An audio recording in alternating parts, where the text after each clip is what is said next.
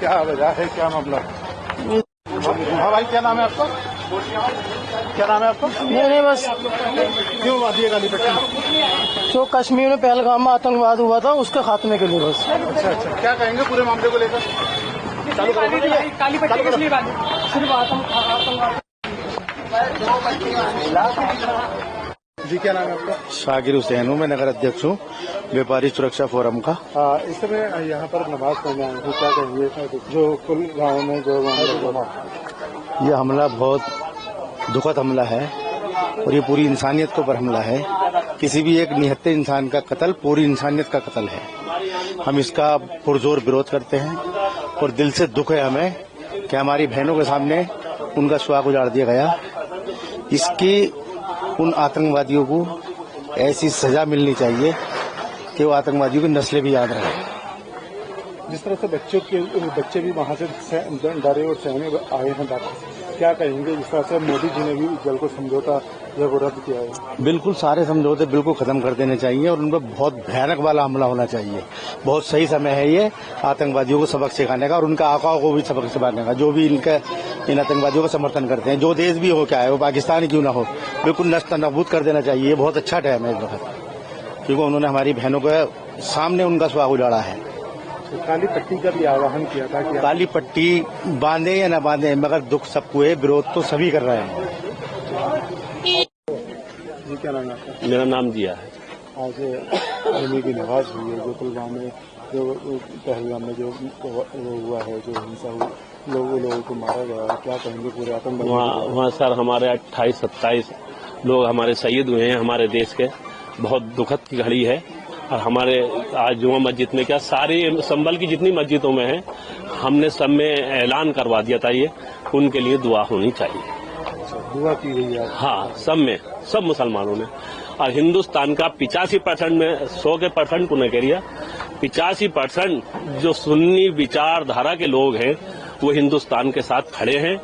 पाकिस्तान के लिए भी लड़ने के लिए जो जहाँ एक आतंकवाद है, वो चाहे कतर हो, सऊदी अरब हो और तुम्हारे की चाहे अफगानिस्तान, ये यहीं पैदा हुए।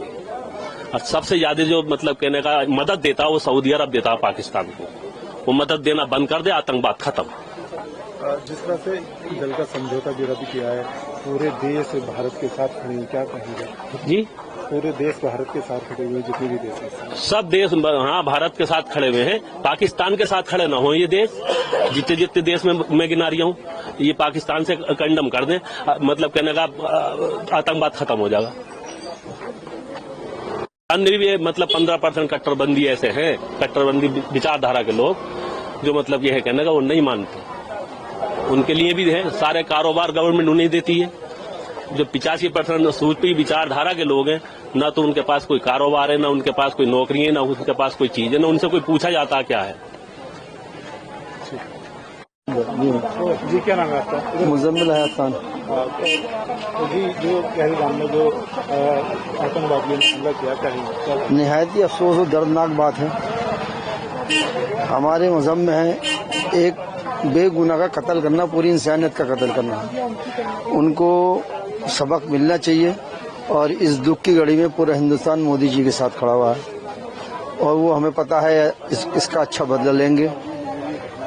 गवर्नमेंट के साथ कंधे से मिला के पूरा हिंदुस्तान एक साथ खड़ा हुआ है। हमारा दिल होता है ये सोच के कि हमारे भाई थे, वो सैलानी घूमने गए थे, उनको गोलियों का निशाना बनाया गया।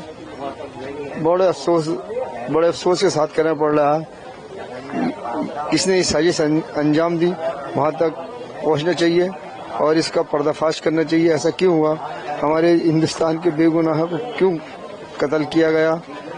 हम मजम्मत करते हैं और पुरजोर अपील करते हैं मोदी जी से कि इसका अच्छे से अच्छा बदला लीजिए और पूरा हिंदुस्तान उनके साथ खड़ा है। हमें बहुत अफसोस है, तादिल से हम उनकी आत्मा को शांति दुआ करते हैं। कपड़े उतार कर जो है गोलियां मारी। देखिए, इनका कोई मजहब नहीं होता, ये आतंकवाद का कोई मजहब नहीं है। लेकिन नाम पूछकर क्यों गोलियां मारी अगर मजहब नहीं?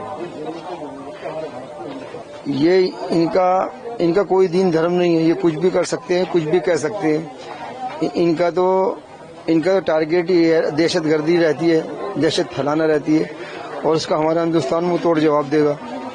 इंशाअल्लाह हमें पूरे अपने प्रधानमंत्री भरोसा है, इसका अच्छा रिजल्ट मिलेगा और हमारी गवर्नमेंट एक अच्छा काम करेगी।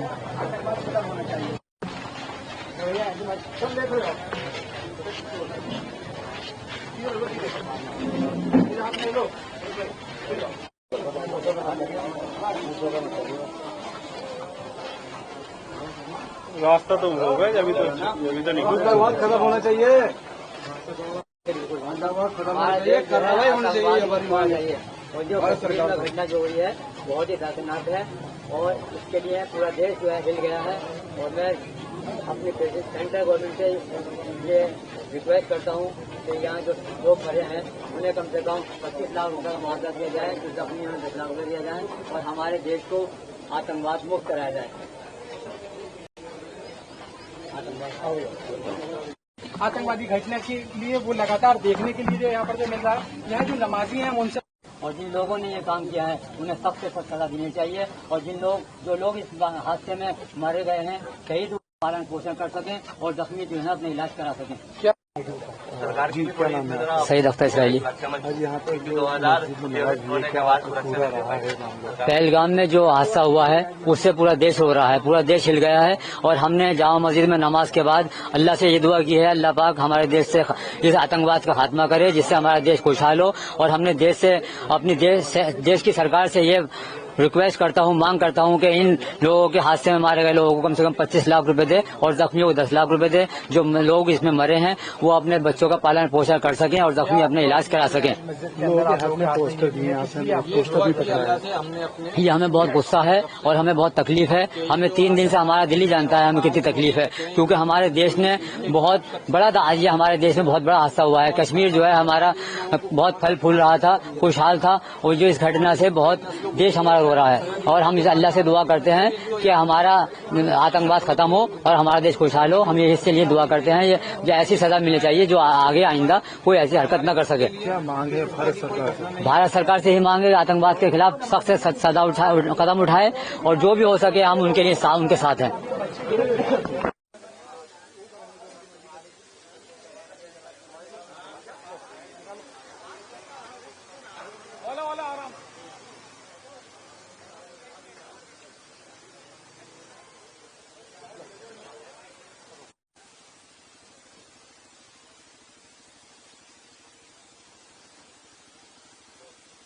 संभल में जुमे की नमाज हुई है, जामा मस्जिद से नमाजी कंप्लीट